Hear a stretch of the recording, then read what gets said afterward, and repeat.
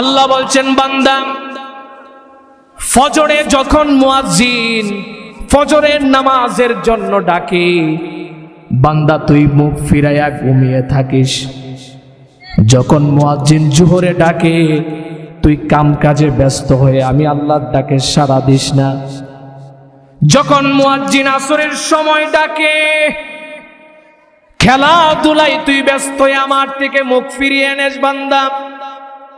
যখন মুয়াজ্জিন মাগরিবে এশায় ডাকে, তখন তুই আমার দিক থেকে ফিরে তুই অন্য কাজে ব্যস্ত হয়ে যাস।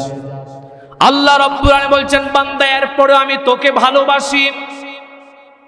আরে মা বাবার সাথে বিয়াদবি করলে বাবা পিটাইয়া ঘর থেকে বের করে দেয়। মার কাছে যদি অতিরিক্ত অবাধ্য হয়ে যায় সন্তান, একবার দুবার তিনবার পিটিয়ে ঘর থেকে বের করে দেয়। কিন্তু আল্লাহ বললেন বান্দা তুই যতই ভুল করস, আমি আল্লাহ রব্বুল আলামিন তোকে দূরে ঠেলে দিতে পারি না। সুবহানাল্লাহ।